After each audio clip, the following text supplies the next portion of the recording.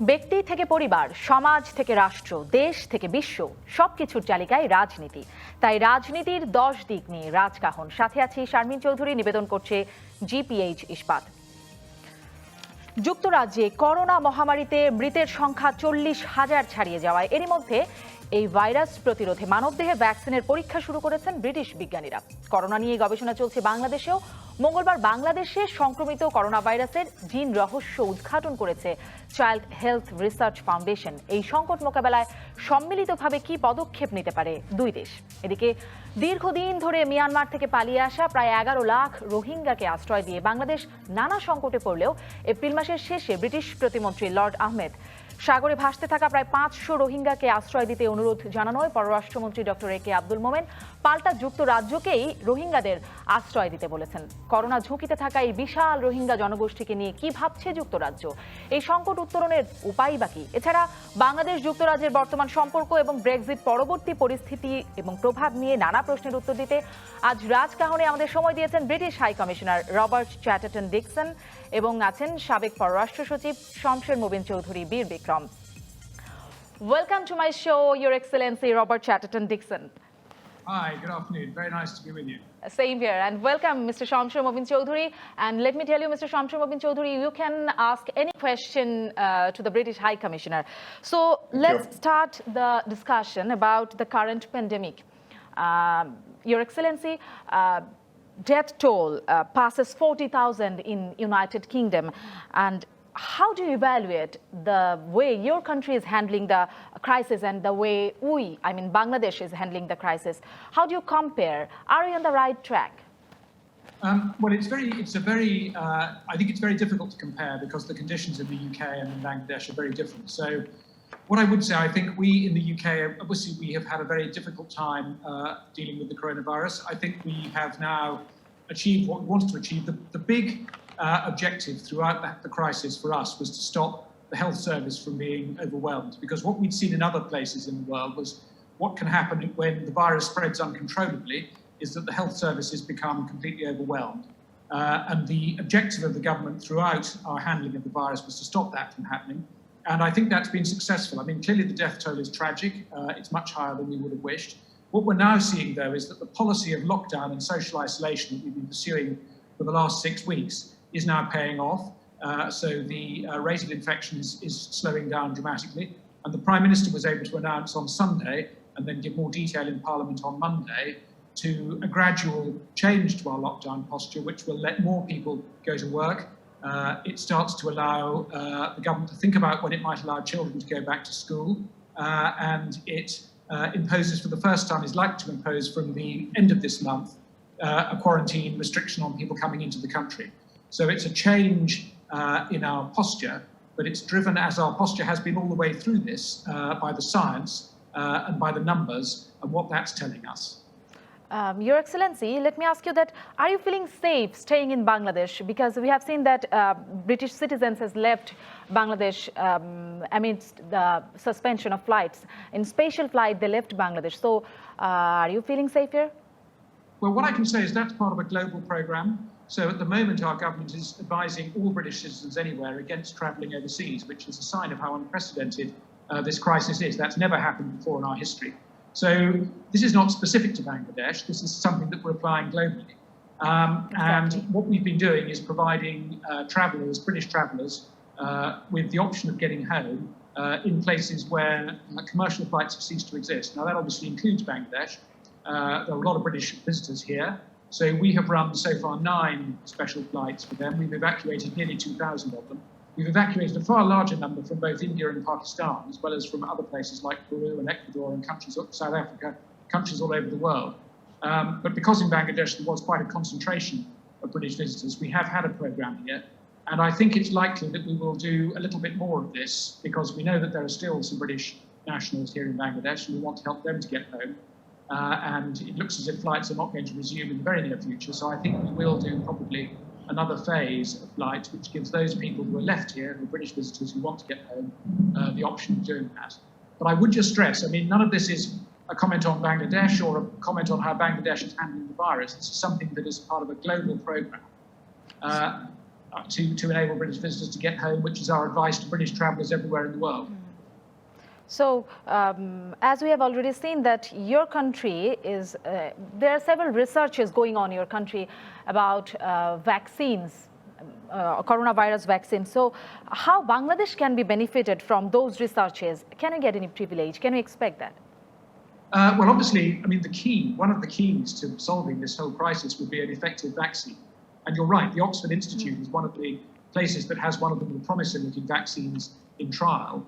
And obviously, there's an enormous, in the UK, scientific and medical expertise, which is hugely important. And we're very proud to be contributing that to the global fight against this pandemic. But I mean, I think it's right to say that even if that work goes very well, it'll be a while until an effective vaccine can be rolled out on a sort of global level. But I think the UK, because of our extraordinary history and expertise in these things, will undoubtedly be involved in the fight to secure a vaccine, which, as I say, is almost certainly the best long-term solution. So let me ask Mr. Shamsher Mobin Chowdhury that what do you think, how we can build or we can increase mutual assistance between United Kingdom and Bangladesh to fight this global pandemic? What is your opinion? Thank you very much, and very reassuring what we heard from my friend, the British High Commissioner. You know, Britain and Bangladesh has a history, a long and deep history of cooperation and friendship and mutual assistance. And you're also saying, as the High Commissioner explained, that the situation in the two countries are different. And obviously, the response to the pandemic will be different. We have a major problem of population density. So it's difficult to even enforce the lockdown or the government holidays that we have declared, as you can see. Britain is doing it much effectively, much more effectively, simply because, partly because, of course, that the population density is not that high in Britain. But what more we can learn from our friends in the United Kingdom is, in the medical field, the research that is going on to find a vaccine. Because I think short of an effective vaccine, this virus will continue to haunt the world for a very, very, very long time, perhaps in a reduced fashion, a reduced manner, but it will always be hanging over there. So we are looking to forward to the success of the research people in Britain, from which we can. The second is something just outside the health sector, which is Britain is, I think, doing some already primary work on how to handle travel, international travels, what arrangements can airports have. You know, Heathrow is one of perhaps the busiest international airport in the world. Millions of people pass through Heathrow and travel into Heathrow. So they are putting in place certain systems at the airport, which I think need to be replicated airports in Bangladesh as well, because Bangladesh, Dhaka, the Hazrat Shah Jalal International Airport has become a very, very busy airport. A lot of flights to the Middle East, to Southeast Asia, and beyond, are used Dhaka as an airport. So this is something additional that we can learn from what the British are doing in Heathrow and other international airports. The third thing is, providing immediate assistance. We cannot enforce lockdown perhaps because we need, partly because of the Eid, which is just around the corner. People want to go out and people want to break their fast. They want to buy iftar.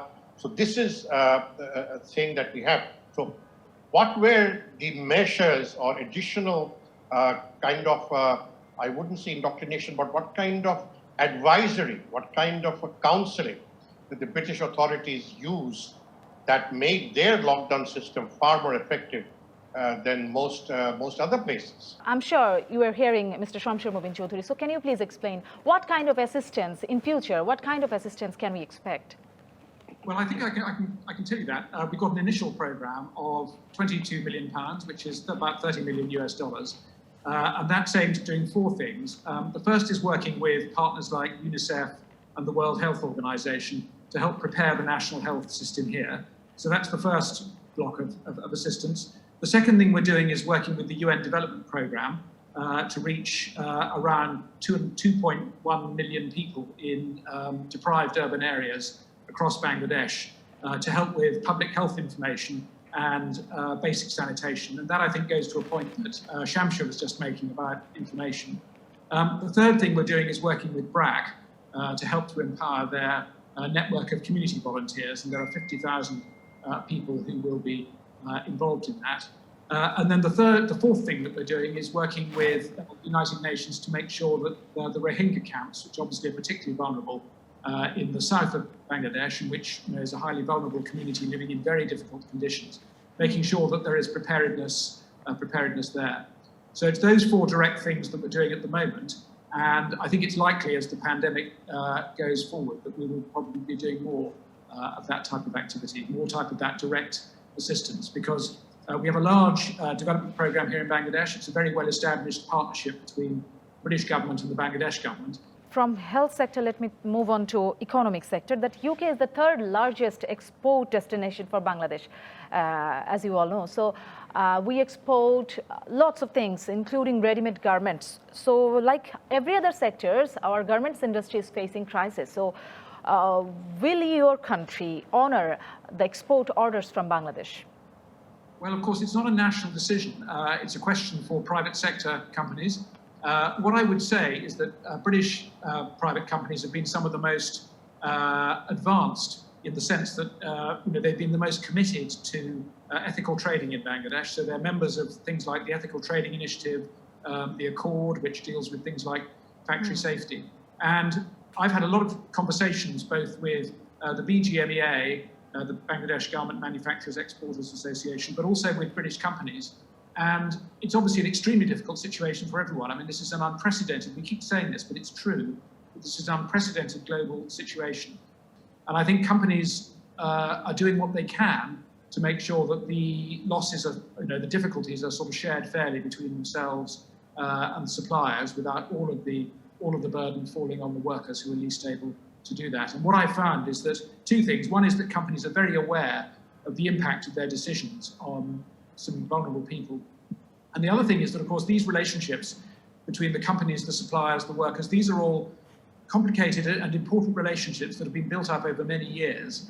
And it's in everybody's interest that when the sort of global heart attack, economic heart attack that we're all suffering as a result of the coronavirus comes to an end, those very effective relationships are still there. So it's in everybody's interest that the suppliers are still in business, the workers are still employed, and the companies can resume the sort of mutually profitable relationships that they had trading in garments. So it's in everyone's interest that those relationships are sustained, the companies are still in business, and the workers are still employed. And I can't speak for every British company, but what I can say is that the major British companies are very alive to those arguments. And we're using groups like the British Business Group here in Dhaka to make sure that those arguments are understood.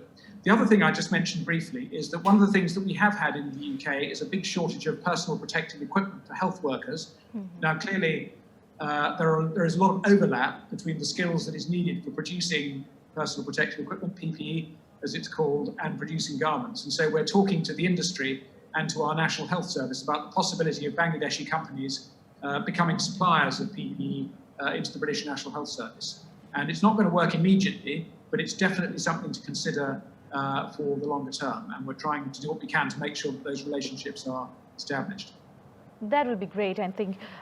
So it's time for a break, Mr. Dixon. So we are coming to you after a short break. Mr. Shamsher Mubin Choudhury, you are also with us. We are coming to you after a short break. দর্শক একটা বিরতি নিচ্ছি, ফিরছি একটা ছোট বিরতির পরেই, থাকুন সাথে। ফিরে এলাম জিপিএইচ ইস্পাত নিবেদিত রাজকাহনে। Mr. Shamsher Mubin Choudhury, before the break, you were listening to Mr. Dixon. So what else we can expect in economic sector? What is your expectation? I think you touched on a very, very important issue here. And I think Robert responded well. As you know, there was an assurance from Her Majesty's government that even after Britain leaves the European Union, our export, the process, instead that the duty-free and quota-free access that we had to the British market when Britain was in the EU will continue undisturbed. That was very, very assuring. Mm-hmm. Now we understand that there is a global heart attack, and everybody suffers. It's also a fact that those who have access to better medical care recover better from a global heart attack than those who have less access to better medical care. So it is our hope that Britain will take the lead in ensuring that our exports reaching the British shores sooner or earlier than most others, because Britain still has a problem with COVID-19. The cases are still high, but they're doing a much better job now of trying to bring it under control. So, Mr. Robert, do you have something else to say about this issue?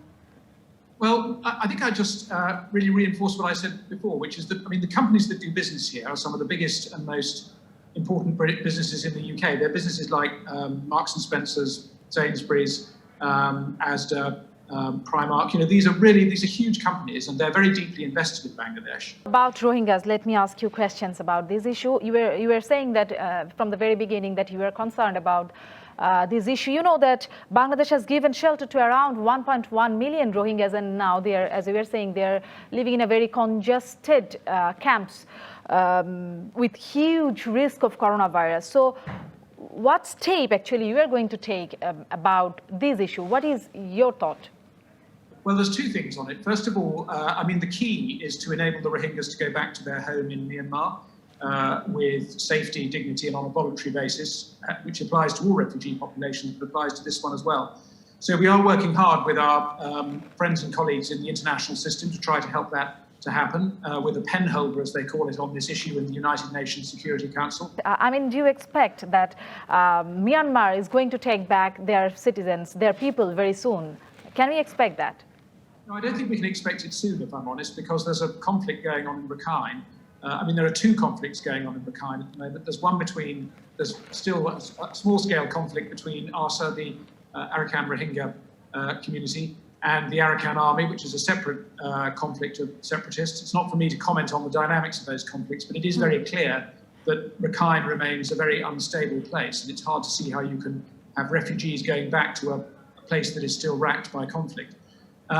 So I think we all have to acknowledge that this is not going to happen immediately. What I would say, though, it's really important to bear in mind that Bangladesh has behaved with extraordinary generosity and open-heartedness throughout this crisis. I mean, Bangladesh has dealt with successive waves of refugees going back to the 1980s.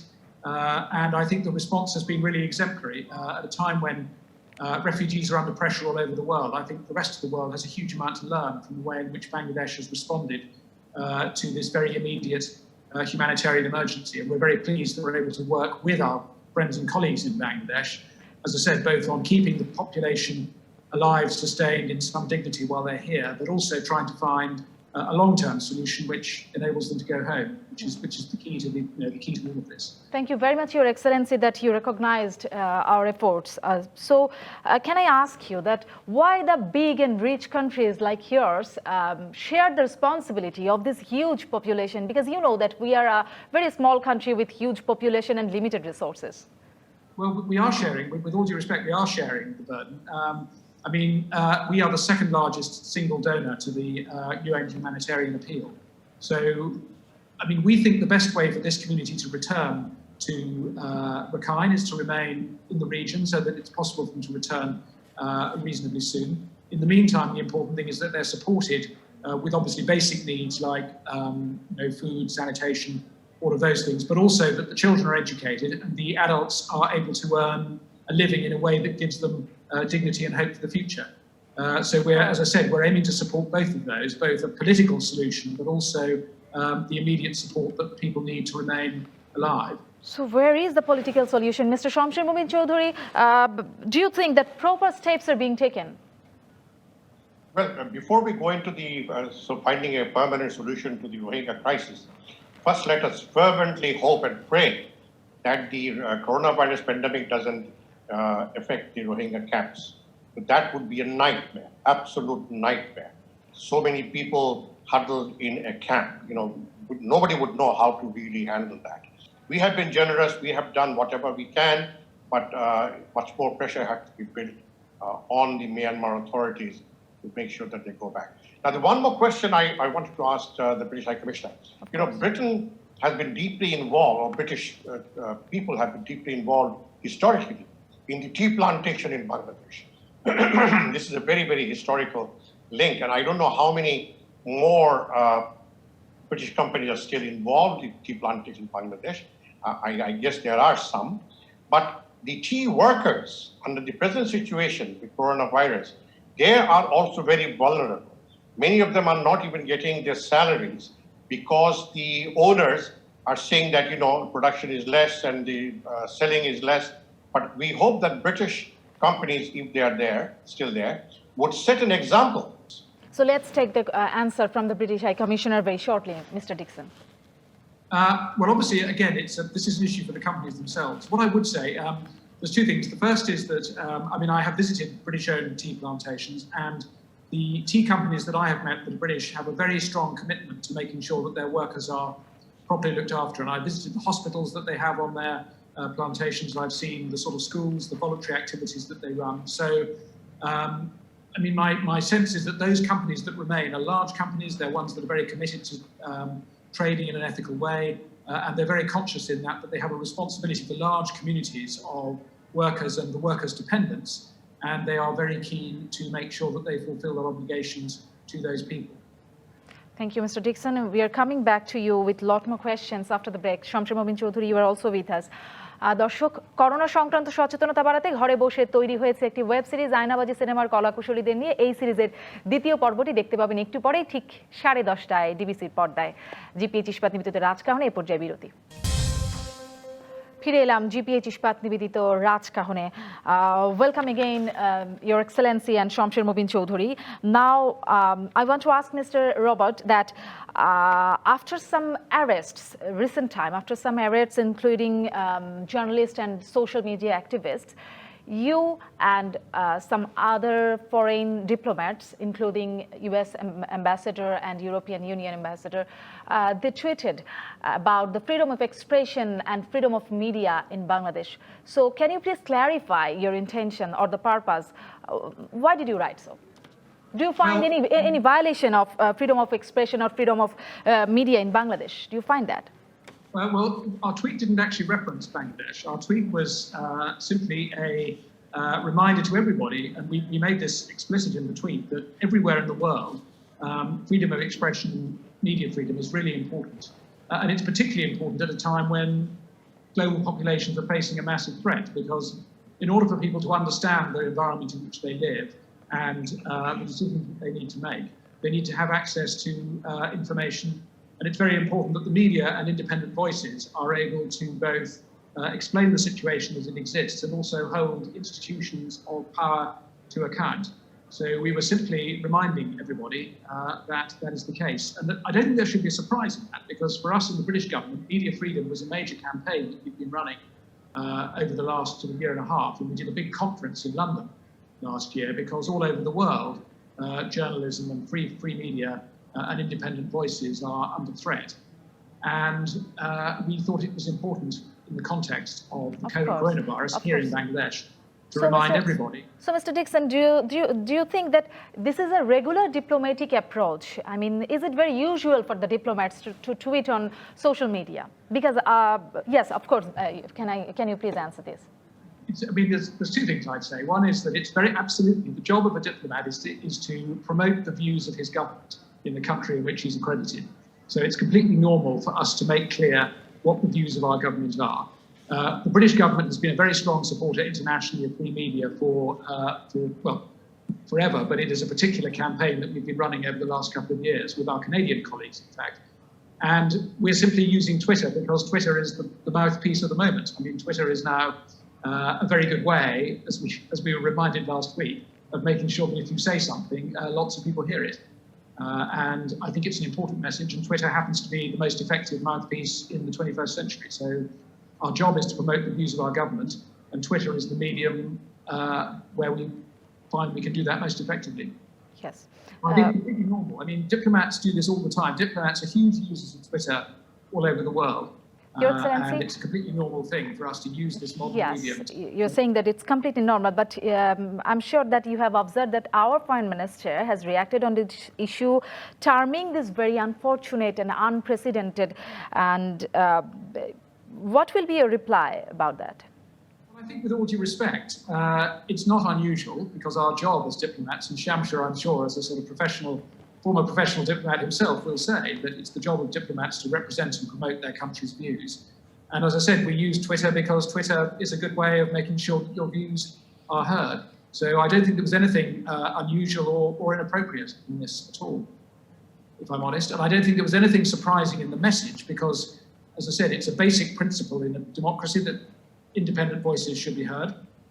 And it's a particular campaign that the British and Canadian governments have been running over the last couple of years. So I'm surprised there was any surprise. Mr. Shamsher Choudhury, what is your comment on this issue? Well, very simply, I agree that the Twitter is now a modern mode of communication. At the same time, yes, and the British and other European countries have a long tradition of speaking up for, the right to freedom of speech and expression. I hope they would apply it universally to every other country where it is being violated, and not choose one country. Because I don't hear of that much in many other countries. I don't hear that loudly in the case of Palestine, for example. That being said, I agree that it is a general position of the British government and their European allies to speak out in favor of the freedom of speech and expression. Although Twitter is an accepted mode of communication, I wonder if there was not an alternative source of communicating, like an email or a telephone call, without going public without it. Because the moment you go public, governments tend to be defensive. Governments tend to respond to that, and then this only creates a degree of bitterness and acrimony, which could have been avoided had it not been a more public way of expressing this thing. I don't disagree with the right to raise questions on freedom of speech generally, globally, universally. The question remains: could there not be a way where it does not force an open public reaction from the host government? Any comment, Mr. Dixon? Well, we were very explicit. The two things I'd say: one is that on the tweet itself, we were very clear that freedom of expression is a vital thing everywhere, and it's particularly important in the context of COVID. There was actually no reference in the tweet to Bangladesh. There was no criticism of Bangladesh. We simply made the point in a positive way that freedom of expression is extremely important. And as I say, I do think there is an increasing role for, as a diplomat, your job is to reach out. It's obviously your job to reach out to the government to which you're accredited, but it's also your job to make sure that your views are understood in the wider population. And we certainly could, and we often do make these points by phone call or by statement or whatever, but actually, Twitter, two sentences on Twitter, which is what we're talking about, obviously has provoked something of a public debate, which in many ways, I think in an environment where these things are important, I actually think that's not necessarily a bad thing, to be debating these issues openly. So we have almost come to the end of the show. Let me ask you some personal question, Mr. Dixon. How is your quarantine time? How is your life during quarantine time? Well, I must say it's very odd because, I'd been in Bangladesh for a year before quarantine started. And one of the things I absolutely love about being accredited in Bangladesh is the extraordinary energy and the degree to which people in Bangladesh, the fact that Bangladesh is a very sort of densely packed place gives it huge energy, a huge sort of vibrancy. And as a foreign diplomat, that is the most wonderful environment in which to be living and working. And I must say, I'm really missing it because now I'm sitting in my residence, which is very comfortable. It's got a very nice garden. Are you missing iftar parties? It's Ramadan, so are you missing that? I'm missing iftar parties, I'm missing dinners, I'm missing meetings, I'm missing all the things that I loved about being in Bangladesh have been deprived. And I'm really hoping that before too long, life will be back to normal because I'm one of the luckiest people in Bangladesh. I've got a fantastic garden, I've got a compound, I'm looking after somebody's dog, which gives me a companion. But it's not the same, I have to say. And I realize that most people in Bangladesh are having a really tough time for all sorts of reasons. And I'm very conscious that I'm very comfortable, I'm well looked after, but I'm really missing the life of Bangladesh that I was really loving before this lockdown began. And I hope for everybody's sake, particularly, of course, people in Bangladesh, poor people whose lives I recognise have been made much, much harder. But everybody, we want life back, the life back that we had until the end of February. And I really hope we can get that back soon. Mr. Robert, how is your family in England? They're fine. Actually, interestingly, my daughter has just become a doctor. So she was supposed to have a formal graduation ceremony, and she didn't. She had a graduation ceremony over Zoom, rather as we're having now. And then immediately she was put to work in an NHS hospital. So she's gone straight from being a medical student to being in the front line. And I'm very proud of that, having someone who is contributing directly right at the beginning of her medical career to combating this virus. And so far, I have to say she seems to be coping very well, but it's obviously a bit of a worry. Mr. Shamsher Mobin Chowdhury, anything else to ask? Well, like Robert, I am not enjoying quarantine, but I'm lucky that I have a beautiful golf view from my apartment, which doesn't make me feel that much confined to home. But I'm missing normal life, going out, going to my country home, 2 hours away from Dhaka. But more important, I think, for all of us is to stay safe, stay well, especially the most vulnerable people. To Robert, I wish his daughter all the safety and all the best, because she's now right in the front line in a country that has a major challenge. And all the best to you all. Yes, of course. Eid is coming. So any Eid greetings for the viewers of DBC News? Mr. Shamsher Mobin Chowdhury. Thank you very much. Eid greetings to you all, too. Your Excellency, would Eid you like Mubarak. Yeah, a peaceful and a happy and a safe and a healthy Eid to everybody. Thank you very much. Thank you very much, Your Excellency, for joining my show. Thank you, Shamsher Mobin Chowdhury. It was great to have you again in my show, Mr. Dixon, and hope to see you again in my show. আজকের মতো এখানেই বিদায় নিচ্ছি। GPH ইস্পাত নিবেদিত রাজকাহন থেকে ফিরবো আগামীকাল রাত 10টায় নতুন রাজকাহন নিয়ে। ডিবিসির সঙ্গেই থাকুন 24 ঘন্টা।